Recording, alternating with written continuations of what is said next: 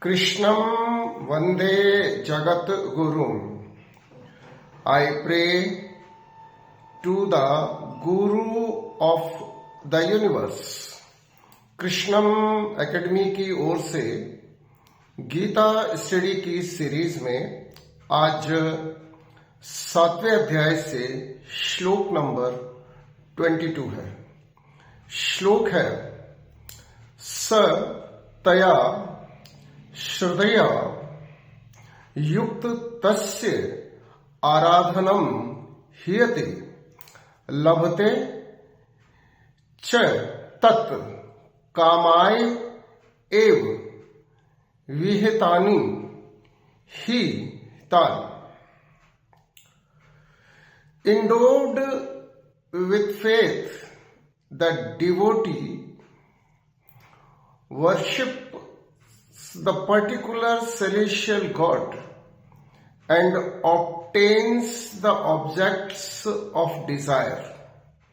But in reality, I alone arrange these benefits.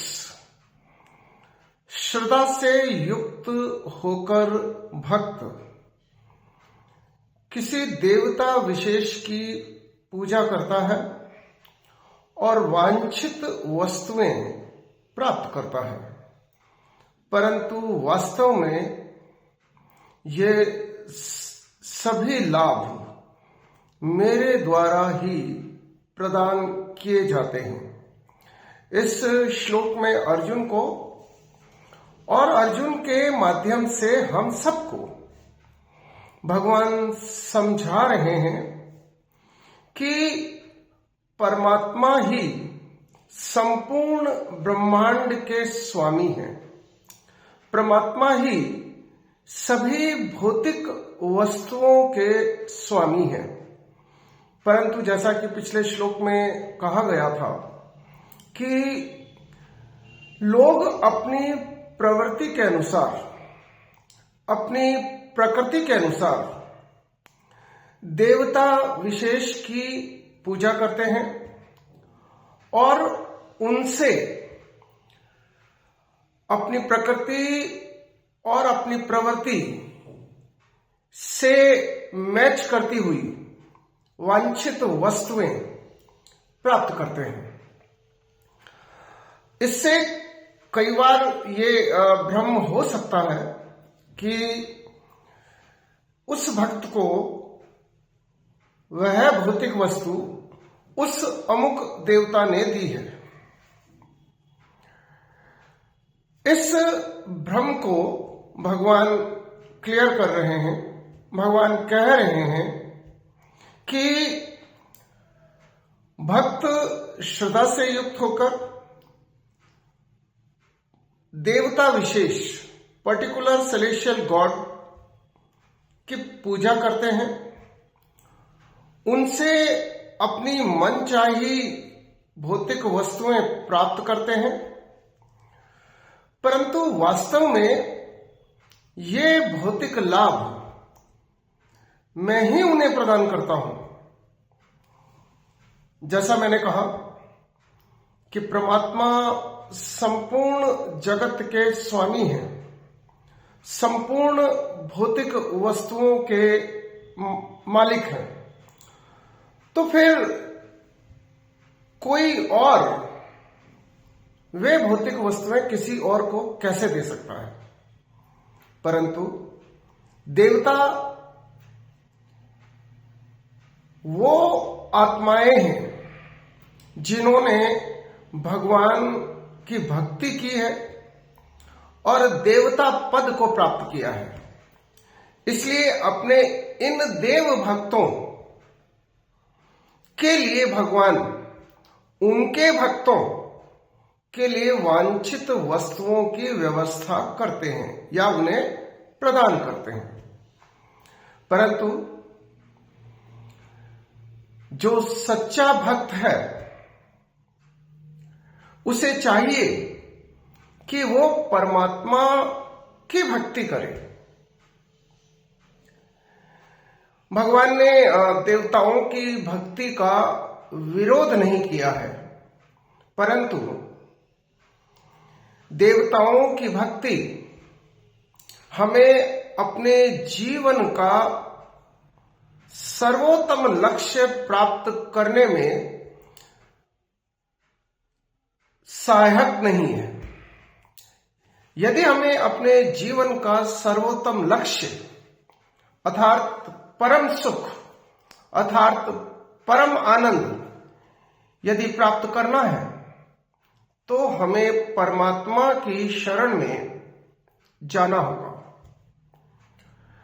देवता के शरण में जाने से आपको वांछित भौतिक वस्तुएं तो भगवान प्रदान कर सकते हैं, परंतु मुक्ति, माया से मुक्ति तभी मिलेगी जब आप सीधे परमात्मा की शरणागति लें। इसलिए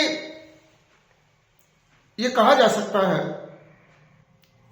कि देवताओं की भक्ति करने में समय को व्यर्थ ना किया जाए और सीधे परमात्मा की शरण में जाकर जीवन के सर्वोच्च लक्ष्य को प्राप्त करने का प्रयास प्रत्येक भक्त को करना चाहिए।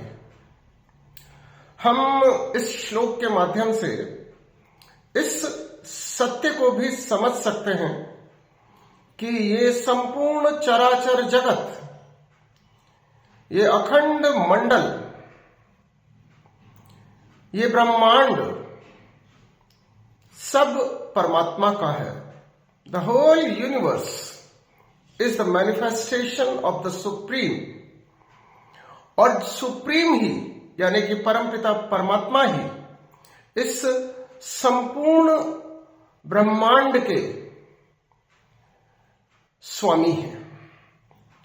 और इसलिए गीता में भगवान ने जो गाइडेंस हमें दिया है कि हम अपने नियत कर्तव्यों का पालन करते हुए सद्गुणों को धारण करके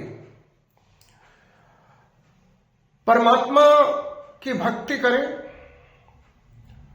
और एक बड़ा भक्त या सच्चा भक्त वही हो सकता है जो ज्ञानी भी है। और भगवान ने पिछले श्लोकों में कहा है कि ज्ञानी भक्त मुझे सबसे अधिक प्रिय है। इसलिए यदि हमें अपने प्रियतम का प्रिय बनना है, और याद रखें इस संपूर्ण ब्रह्मांड में हमारा एक ही प्रियतम है और वो है भगवान, और वो है श्री कृष्ण। श्री कृष्ण को छोड़कर हमारा कोई प्रियतम हो भी नहीं सकता, क्योंकि श्री कृष्ण के अतिरिक्त जो भी है वे सब विनाश को प्राप्त होने वाले हैं और एकमात्र श्री कृष्ण ही अविनाशी है। इसलिए हमें भ्रम में पड़े बिना, इधर उधर भटके बिना सीधे अपने भगवान से संवाद करना चाहिए। भगवान जो कहते हैं वो करना चाहिए, और भगवान जो कहना चाहते हैं उन्होंने गीता के माध्यम से, अर्जुन के माध्यम से संपूर्ण मानव जाति को बता दिया है। इसलिए हम ये मान सकते हैं कि यदि हमें सुखी मानव जीवन जीना है और जीवन का सर्वोत्तम ध्येय परम आनंद, परम सुख यदि प्राप्त करना है, तो जैसा कि भगवान ने गीता में हमें मार्गदर्शन दिया है, हम उसके अनुसार जीवन जिए। और मार्गदर्शन सीधा है, acquire the knowledge, do the prescribed duties and surrender before the supreme. अर्थात हम ज्ञान प्राप्त करें, परिश्रम की पराकाष्ठा तक जाकर हम अपनी सराउंडिंग, अपने सुप्रीम और सेल्फ के बारे में नॉलेज एक्वायर करें। और जब हम संपूर्ण सत्य को समझेंगे ज्ञान के द्वारा, तो हमें समझ में आ जाएगा कि एकमात्र परमात्मा ही हमारे प्रियतम है और हमें उन्हीं को प्रेम करना चाहिए। और वो जो चाहते हैं वो हमें करना चाहिए। और वो क्या चाहते हैं कि हम उनकी इस सुंदर सृष्टि को और सुंदर बनाने में अपना योगदान दें। हम सत्कर्म करें, हम अपने नियत कर्म करें, ज्ञान प्राप्त करें और ऐसा कोई कार्य ना करें जिससे परमात्मा नाराज हो जाए। और परमात्मा नाराज हो जाते हैं यदि हम किसी और जीव को दुख देते हैं, किसी और मानव को ईर्ष्या और लालच के कारण परेशान करते हैं। तो हमें चाहिए ये कि हम परिश्रम की पराकाष्ठा तक जाकर ज्ञान प्राप्त करें, प्राप्त ज्ञान के अनुसार अपने नियत कर्तव्यों का पालन करें और स्वयं को कर्ता न मानकर निष्काम भाव से कर्म करें, फल की इच्छा ना करें और स्वयं को और कर्तार को ही कर्ता मानकर बिना अहंकार का शिकार हुए स्वयं को श्री कृष्ण के प्रति समर्पित कर दे।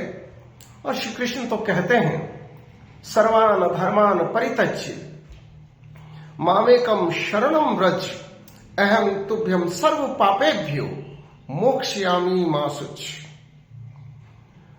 भगवान के दिए गए इस भरोसे पर, इस आश्वासन पर हमें विश्वास कर लेना चाहिए और अपना जीवन अपने प्रियतम को अर्थात श्री कृष्ण को समर्पित कर देना चाहिए।